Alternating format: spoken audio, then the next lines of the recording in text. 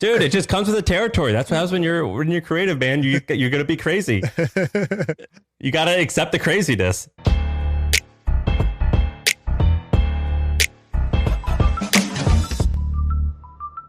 Do you want to talk about Kanye? I do want to talk about Kanye. Yeah. So I only watched the first episode because I have this rule. I've got two rules. The first rule is if there's a movie that involves animals as the protagonist, I don't even know where you're going with this. I don't watch it. I don't watch Lion King? I don't watch. The animals always die. So I don't watch it. I have a rule. I don't want, like, if there's a war movie and it's set in a period where they had horses like Braveheart or the Patriot and the horses die in the war, I don't watch it. I just, it's too much for me. I don't like seeing horses die. I don't like seeing the lion get trampled. I don't watch that shit. The second thing is if it's generally either scary or sad, I don't watch that either. I'm not paying money to get freaked out, right? I'm paying money to be happy. Feel good, yeah, like my life sucks sometimes anyway. I don't need to, like, I want to pay money to like make it not suck. So I knew that in episode 2, that was when his mom died. So I was like, nope, I'm not going to watch that. So I only watched episode 1. But by the way, I've watched 2 episodes. His mom doesn't die yet. That part. So they made it. I thought they made it. They were playing the song "Hey Mama" like over the preview. Well, they and I was like, so you haven't seen any of the scenes with his mom because those are the best scenes. Where she's like, he's like, she's like, you don't own a house, but you bought this chain, and she goes, okay, I like the chain, Kanye. It's nice. This is nice, Kanye. Yeah, she was very supportive of him. Yeah, she's so amazing. I did. So, dude, okay, so let's talk about the mom. All right, so this Kanye documentary is frankly great, and I'm kind of mad more friends didn't tell me you got to watch this. Like, I can see why maybe some people don't like it, but this is up my alley. This is my alley. Dude, did you see the idea about how basically it was just a guy? Because you ask yourself, why is this? Where's this footage from? Why is this guy just walking around like he's got it's like a camcorder on his shoulder? Why is this guy with Kanye when he's like on the street? And basically this guy was like, I saw, I forget the movie that he saw. It was called like, Hoop Dreams. There's a movie where, Hoop Dreams. It follows 4 young, like high schooler kids or 8th grade kids. He's like, let's see if they're going to make it to the NBA. And he's like, I was inspired by that. And I thought Kanye was going to be famous. And so I just decided to follow him around. And this was before YouTube was around. So it was weird that a guy was with like a shoulder camcorder. Totally weird. What luck for all of us that guy. So shout out to Codie, the guy who did it. He basically, and by the way, I think they explain this more later. I haven't seen the whole thing, so I might not know something that's like said in the documentary, but like I've only watched the first couple parts. So he basically sees Kanye and he's like, this guy's cool, and then drops everything and is like, I'm gonna film this guy. Like, I'm gonna film this random guy from Chicago who wears a retainer and is trying to be a rapper, and he's like a cool producer, but like, who knows, right? Like, most people don't make it. As Kanye says in the documentary, he goes, yeah, where I grew up, there's a whole bunch of guys who are just finna get signed. And guess what? They're still finna get signed. They're always finna get signed. And so like, that seemed like the most likely path, but like, that's amazing. So this documentary is amazing because he's got footage from before everything. When he's got nothing, when nobody believes in him, and he's like, trying to make it. And because of that, he's got all this footage, and other people also view it as harmless. It's like, oh, I don't know, why has this guy got a camera? What are you doing with a camera out? And it's like, oh, I'm filming a documentary for Kanye. All right, that's weird. All right, but I guess come on in. Like, who knows? And so you see Jay-Z, you see Pharrell, you see all these like legends in the game early on and in studio because they just have this footage. It's amazing. It was awesome. I love this documentary. It was cool that he looked up to a couple guys like Mos Def and Common, and now those folks aren't even in the same stratosphere as what he is exactly. now. And he surpassed them. They asked for his autograph, and he would, and they were like, all right, fine, Kanye, fine, I'll come with you to this thing, right? And it was awesome, and it's easy to say, like when I watch it now, I'm like, oh, this is so obvious. This guy like has the it factor, and of course that's easy. But there was one scene where he was in a record label like reception room, I think. Yeah. And there was this woman just standing there, and he was like, hey, can I talk to whoever? And she kind of ignored him, and then he just started rapping. He's like, well, let me show you my rap. And he plays He plays All Falls Down, Right. I think. Yeah. And which is like the hit of hits. And he's rapping, and she's like humors him for a minute, and then eventually she just like starts making phone calls, and she's like working, and then she's like, excuse me, and like has to walk by because there's someone at the door, and he's playing All Falls Down before it like became a thing. And Totally. it made me think of two things. One, that's crazy that he kept getting after it. And two, even though All Falls Down is a total hit, I understand how if you heard it, it's just some crazy guy, you'd be like, oh, that's stupid. Yeah. And it really makes me respect people, whether it's people who invest money in a product or people who find an artist or find art or a trend, people who can spot something and be like, I think that's it. And if we position it in the market this way, this is going to be a home run. And it really shows you how hard that is, because that woman, and there was like 3 different ladies walking around the room, were 100% fans of that song. They were like, they were like, looked like young people that were in the music industry and they were working their way up. They 100% were about that song when it came out. But then it didn't click. And that is what I try to imagine. I'm like, what is my All Falls Down today? Did I skip over anything today? And I found myself asking that after I saw that documentary. 100%. Because you just see people who are writing them off, people who are just too busy doing their work that they missed this absolute gold mine. That's like literally he's putting it in your face saying, please, like check me out. Right. And it's easy. Like when something's popular, it's easy to appreciate its greatness. When something is just some random guy in your way, it really takes something special to spot that talent. And it made me want to be that guy, right? It made me want to be that parent. So like I wrote down a bunch of notes, which is weird because like who writes notes while documentary? But I was like, there were things that stood out to me that were like real life lessons or just amazing moments that were in this. So I'll give you one. He's rapping with his mom. His mom was an English teacher. And she's like, what's that one you used to say? Like I was at the playground and then they said boys came around and she's like doing it and he does it. And she's like, oh, I love that one, Kanye. Like an audience of one. It's like all he really had at that point was one fan. It's like his mom. And she's like, that's $1 million right there. She goes, I always used to tell you that, right? It's that's $1 million right there. And he laughs. He goes, ain't got $1 million yet. And like now he's a billionaire, right? And so it's like, and she's like, no, I'm telling you, that's $1 million. And then he tells her some good news. He's like, Mom, MTV's going to film me for their like, you heard it here first thing for emerging artists, like unknown artists. Can you believe they're going to film a documentary? Mom, can you believe that? And she goes, I can believe it the way you are. She goes, you writing tracks, it's like watching Michael Jordan shooting free throws. And then she goes, you know, you work so hard, you kept going, you keep going up. It's bound to pay off. So yeah, I believe that, Kanye. For people like you, you're special, Kanye. And like, and she's not saying it. There's no difference when you say something fake. You're doing a really good job with this. Yeah, this is good. You've got me bought in. This is really good. And so she was, you know, there's a difference when somebody says something like, oh, you're great, versus like when somebody genuinely believes in you and they're not just trying to pump you up and they just have a quiet confidence about them. Like she wasn't going overboard and wasn't saying like, don't worry, you're gonna make it. She was just saying like, of course I believe it. Like, yeah, I'm not surprised. And she wasn't critical. So he comes back and she goes, Kanye, when are you going to buy a house? And he goes, I don't know yet, but check this out. And he pulls out this chain. I don't know what was on it, but he was like, I could have bought a house, but I bought this instead. And she goes, well, it's all right. It's pretty nice. Good job. Chain. I like that, Kanye. Yeah, I like this. and she's like, so supportive and such a believer. And that's like a thing that moms do, but it's just like, that's mad respect on that. And so most moms don't do that, by the way. I don't think most moms do that. I feel like, like a lot of people are like, dude, I have the best mom.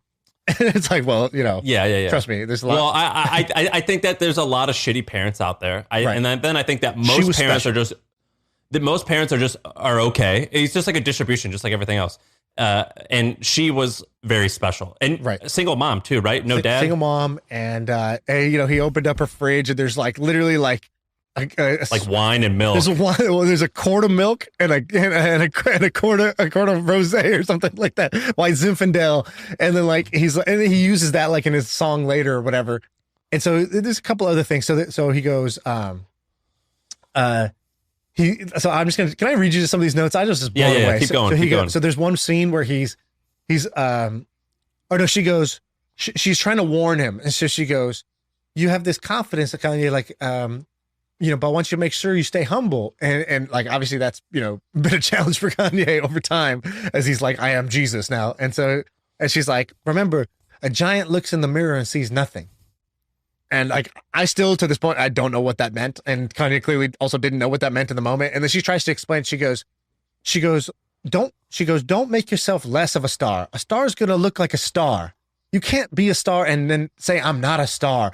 You can't have, she goes, you got to have some oomph about you. And I just love that. Like, that's a phrase to live by. It's like, I have some oomph about me. Like, that can mean anything in any situation, and it's the right thing. And then she goes, don't just go to the mirror and say, no, I'm not all that. Thank you very much. I'm not all that. I'm not a star. Like, yeah, be a star, but be humble at the same time. And he goes, you're saying I don't do a good job of that? She goes, no, you do a good job at that, but you got to make sure you keep doing a good job of that. And like, those are like, kind of like, that's a seed that's been planted, right? And so, God, she's great. So there's that one. Then there was like all these moments where, all right, the importance of identity, right? So he says from the beginning, so at the time he's known as a great producer. He produces the beats that Jay-Z uses on his big Blueprint album, and people know him as that. Everyone loves him as a producer. Everybody wants him as a producer, but he wants to be a rapper. Yeah, he was upset about that. He was upset. And so he goes into this one, he's in the hallway at the record label. Which, by the way, a lot of people forget. Do you realize how much he produced before he actually got famous? No, that's kind of crazy. Artist. It's pretty crazy. Like, the big one was H to the Izzo. Right. And there's like dozens more. I can't think of anything off the top of my head, but there was dozen more where you like, wait, you did that? And he did it before he had his own thing. Yeah, exactly. And he was great at it. And then he's like, he's like, yeah, people want my beat. Say, can I get one? I need a beat. Give me a beat. He's like, and then they hear my song. They're like, yo, I hadn't heard this. Where'd you get this? He goes, that's my shit. I use that for me. And he's like trying to like, on one hand, he needs to sell beats to pay for life. But every time he does, it's a step away from where he wants to be in a way, like to be a rapper. And so he's in this hallway and this guy's trying to hype him up because he's like, oh, you got the documentary crew? So he puts his arm around him. It's like the managing director at Rockefeller Records. And he's like, this right here, Kanye West, he's the best rapper producer in the game. Best rapper producer in the game, period. And then Kanye's like, kind of like upset. And he's like, what? And he goes, why you guys say that, man? It's like saying I'm the best kid rapper in the game. He's like, what, man? I said you're the best rapper producer in the game. He goes, I'm just a rapper. If I'm the 50th best rapper, just say he's the 50th best rapper. Don't call me the best rapper producer in the game. That's whack. All of them are whack. I'm not that. I'm a rapper. And like, think about what's going on in that moment, right? He's like fighting to get a record deal where most people are in desperation mode. Like, they'll take what they can get. And instead, he's got this identity, and the whole world is trying to pull him to just be a producer because that's what's in it for them. Like, that's proven, and that helps them make hits. And, why aren't you just happy? Pat you on your head and say you're a great producer. And he had this identity in his head so strong that I think 99 people out of 100 in his position would just become a producer because the whole world was pulling him in that direction. And it was a faster, clearer path to success. Yeah. And the money was there and the success was there, and he didn't have to grind as hard as he did to try to prove himself as a rapper. But he had it in his head, no, I'm a rapper, and if I'm the 50th best rapper, I'd rather be the 50th best rapper than the best rapper producer. And it was such an example to me of like, people will stay consistent with their identity. And so you kind of got to ask yourself, like, what is my identity? Like, if I said, Sam, what's your job, Sam? What do you do? Right now, my job is I do podcasts. If I just say, what's like, who are you? What do you do for work? What do you do for a living? I'm a business person. Okay. You're a business person. So if all of a sudden, it doesn't matter what HubSpot offers you, right? Like, okay, you're vesting out your deal. That's great. But let's say any company comes to you and say, Sam, we'd like to make you the vice president of marketing operations at biggest company in the world, and you're going to get this and that. You're not going to do it because it's not consistent with your identity. You're like, I'm a business person. I'm an entrepreneur. Yeah. So entrepreneur, I can't be an employee if I'm an entrepreneur. They're two separate things. And like, in the same way, if you're not going to do heroin because you're somebody who doesn't do heroin. You don't even have to weigh the pros and cons of it. It's just really not a discussion for you. It's not part of who you are. It's not like I'm trying not to do it. It's no, I don't do that. I do this and I don't do that. And so those lines you draw for yourself are so important on identity.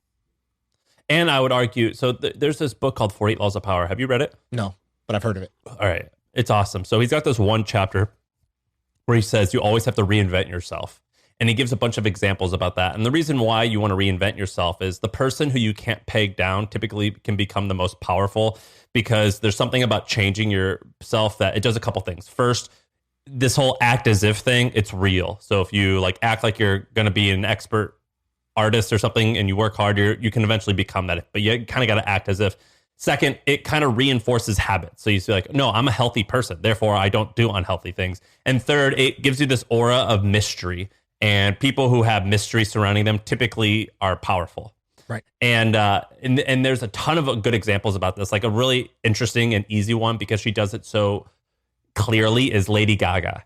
So like oftentimes she'll reinvent herself. So at first she was this like kind of just normal like white lady playing on the piano if you see her like when she's a little bit younger. Then she becomes like this weirdo person where she like puts meat on her body. Then she transforms and becomes she starts playing jazz with Tony Bennett. You're like, what the heck? Lady Gaga's doing that? What the hell is that? Now she's like just got done doing some acting and she was a great actor. So like constantly reinventing themselves. I think Arnold Schwarzenegger has done a really good job at that. Where you just you got to reinvent yourself consistently. And Kanye has done that, where he's actually changed himself. And I think reinventing yourself, you actually need to make the decision. You got to be like, I am this. Now I am this. Exactly. That's what I'm saying. Then you got to choose that identity.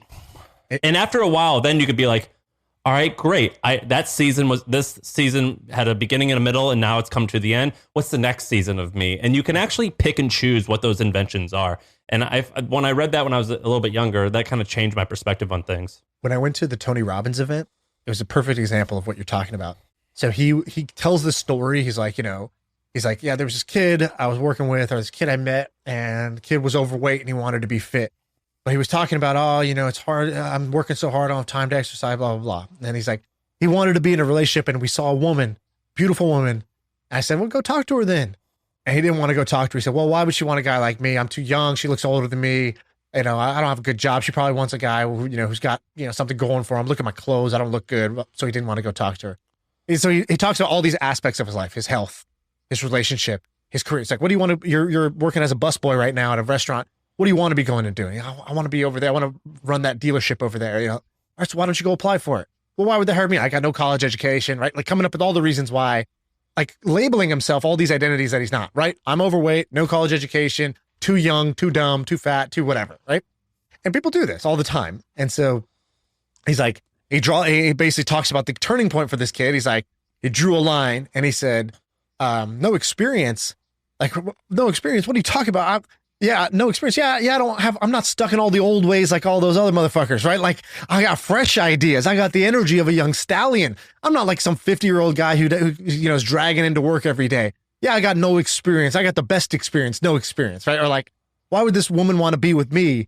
Because I got that, and he just turns it around. Like, what's the truth? Is the truth that you have no experience, or the truth that you have fresh ideas and young energy and you'll hustle harder than anybody else to prove yourself because this is your track record, right? And so he does that for each one of the things. And then it's like, at the end, it's sort of like, that kid's me. And he shows a picture of himself before and where he was living and how he was working and how he turned himself around. Oh, that's good. And he says in this thing, he goes, right now you guys see me on stage and I got this, I have energy and confidence and I have all these like this insight and wisdom or all these things that people praise me for. He goes, what people don't realize is I created this Tony Robbins motherfucker. I created him.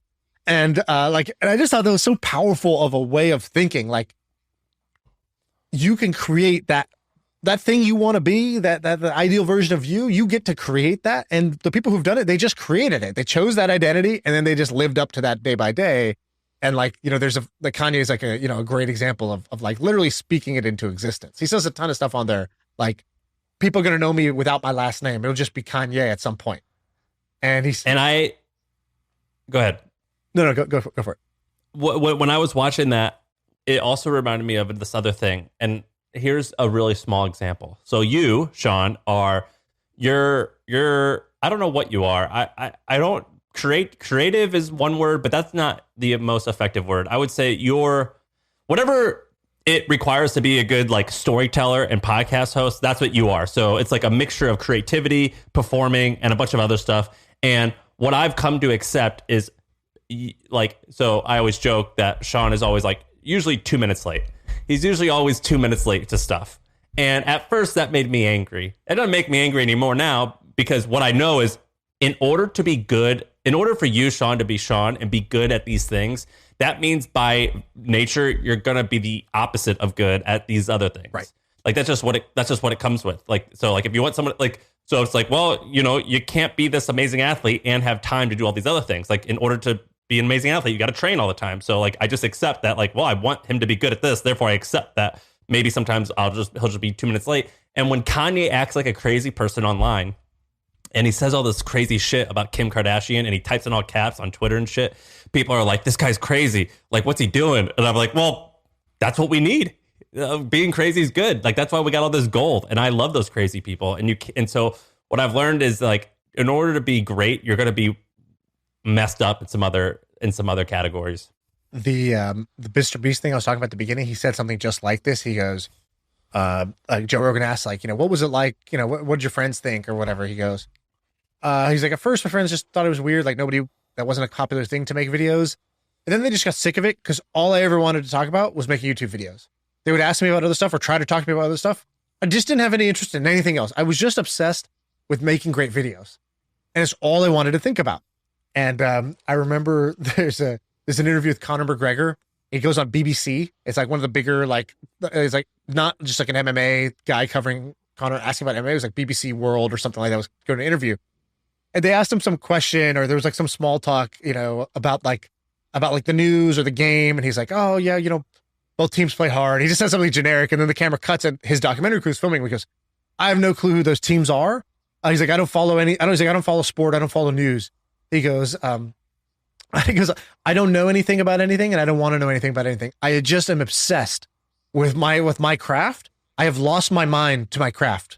And I've seen that. And so, it's like this kind of inspiring thing that you see as like what are the common denominators of greatness? I wouldn't say you have to do anything because there's many ways to win, but these things do show up often, right? They sort of rhyme with success, is like this obsession, this sort of singular obsession with something, or identity, seeing yourself as becoming something, even when the rest of the world doesn't see it.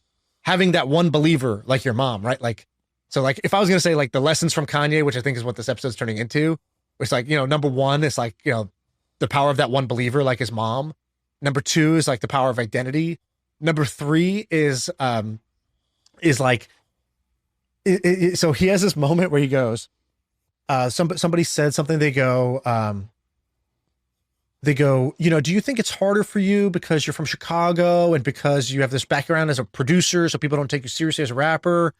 And he just goes, the way I feel is anything that anybody ever tells me is a disadvantage, I'm gonna make it my advantage.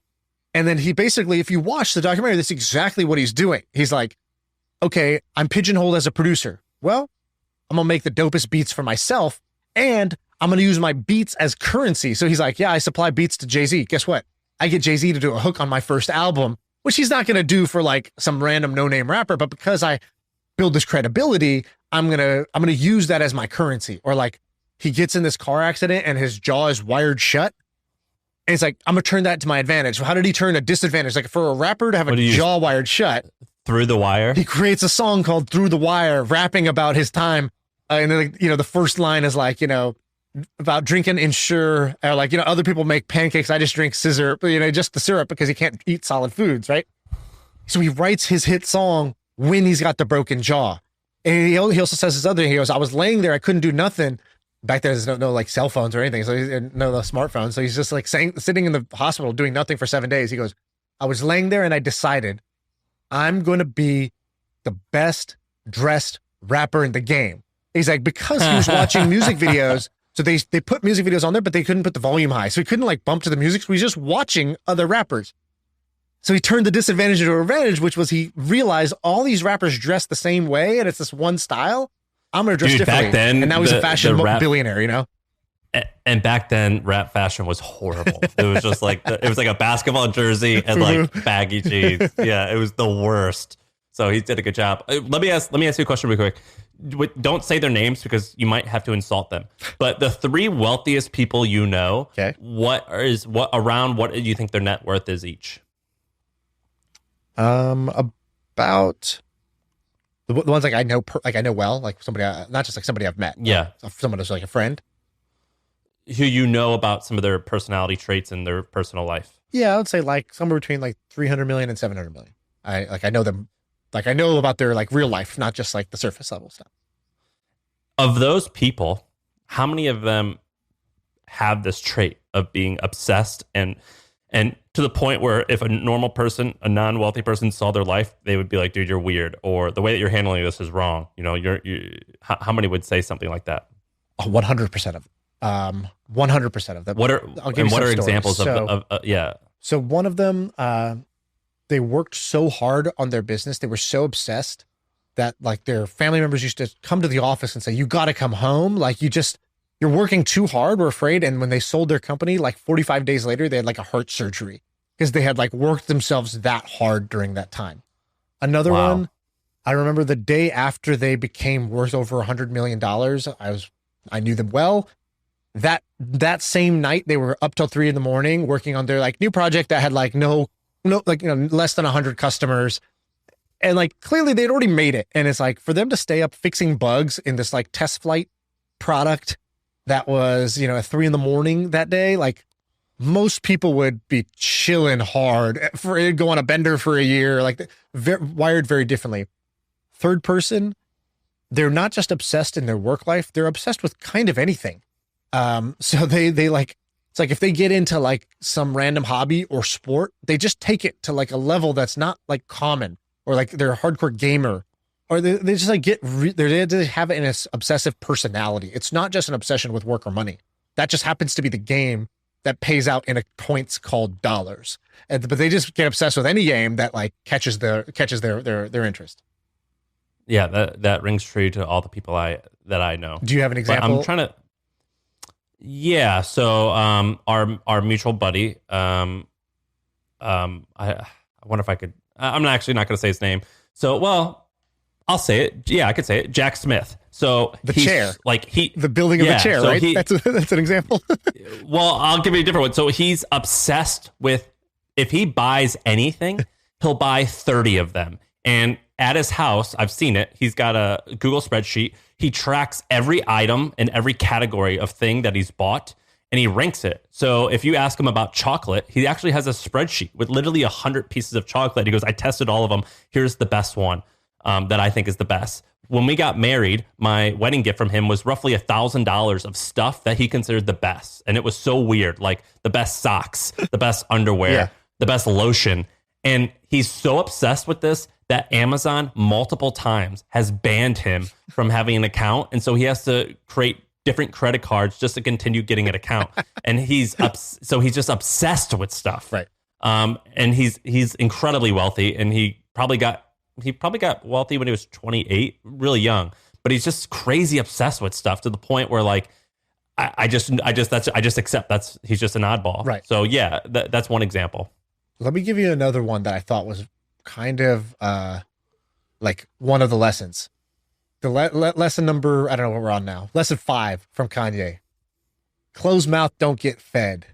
So I don't know if you've seen this scene where he goes into, he kind of like, just like there's like a point where like the record label is not like paying for like the studio time. Cause like, you know, they kind of like put him on the shelf. They're like, they weren't sure about him. They don't want to put the money into like promoting him and getting him to record and all this stuff. So he's like pulling in favors some way, somehow. So he goes to like, he asked Jamie Foxx, who he's like made beats for before. He's like, hey, I want to come over. Oh, you got the studio in your house? Yo, you mind if I just record something real quick? And like, boom, uses the studio and then gets Jamie Foxx to do vocals. And that becomes the vocals on one of his tracks. Slow jams. Yeah, slow jams. Then there's one with Jay-Z. He gets into the studio with Jay-Z. Jay-Z's recording. And he's like, yo, you mind if I rap for you real quick? And he's like, yeah, okay, I guess. You know, I'm not going to say no. And he just freestyles on the spot with no backtrack for Jay-Z to his face, like a one-on-one, like basically just one man reciting a poem to another man. It's like kind of an amazing thing that's happening. And then Jay-Z, you see him like start to nod his head. He just starts to like it. He's like, I like it. He lets him do a hook on Jay-Z's, like lets him do a verse on Jay-Z's track. And then Jay-Z says out loud in the studio, he goes, I had no idea. He goes, but that just shows you closed mouth don't get fed.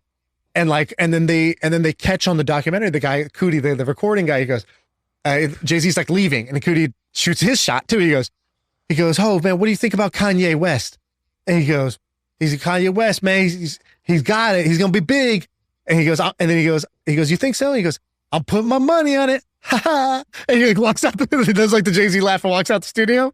And they capture that, and they're like, yes, we got like basically an endorsement from Jay-Z that's going to help us keep going. And it's just one instance after another of like, in the moment of truth, he didn't sit around and wait. He shot his shot and like, closed mouth, don't get fed. And I just think that's like, how did you remember all this? Were you literally just with a pen and paper taking on my notes? phone? I would write notes. I'd just write I'd write it literally says closed mouth because I misspelled it, typing fast. Closed mouth, don't get fed. Jay-Z. And then I thought about it, right? Like, cause this is on your iPhone apps notes app, yeah. Note. And do you do this for all things like that? Yeah, I just have notes for everything. Like I have a thing called jokes, and I'm like slowly building a stand-up comedy set over time. Like eventually I'll collect enough funny things. And I'm like, oh, that could be a joke. I'll put it there. God, I find that to be amazing because I watched the same thing, but you remembered so much more than I did. I was just upset. I was into it, man. I just saw so many lessons.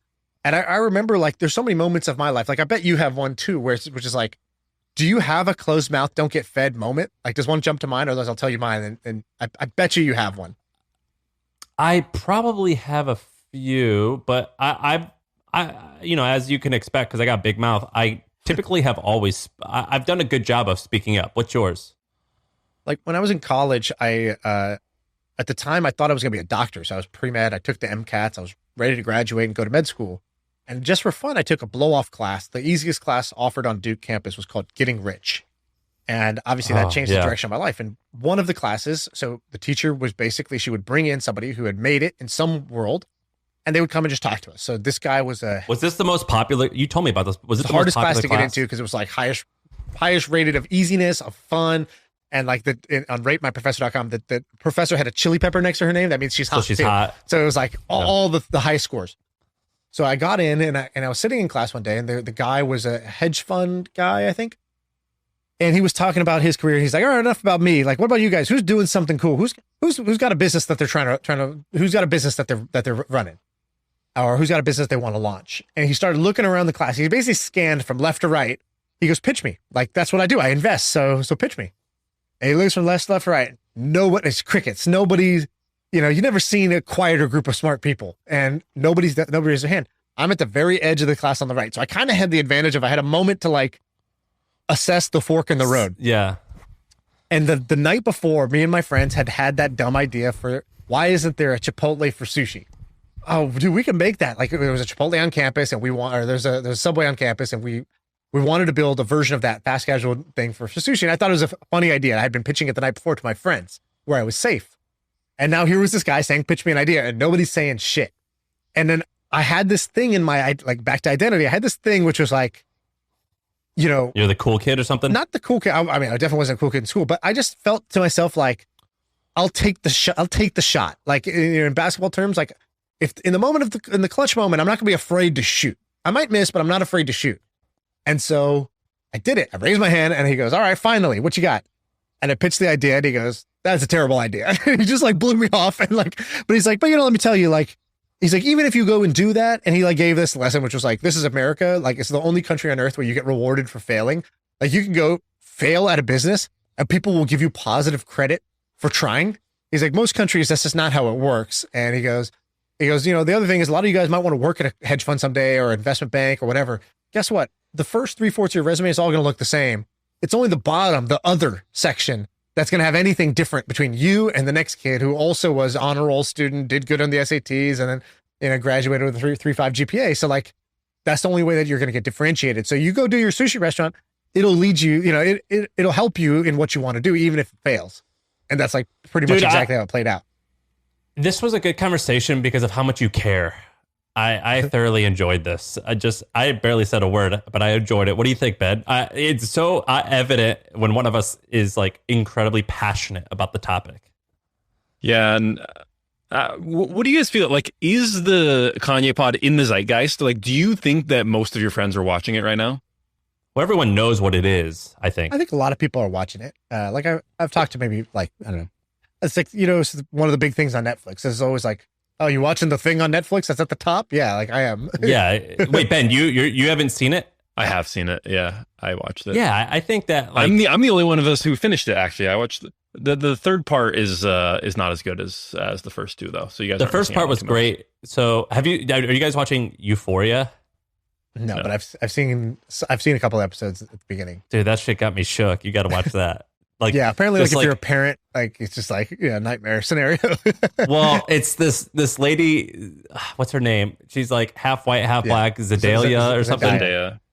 Zendaya, and she just knocks it out the park, man. This girl is so freaking good. It was wonderful acting. She killed it.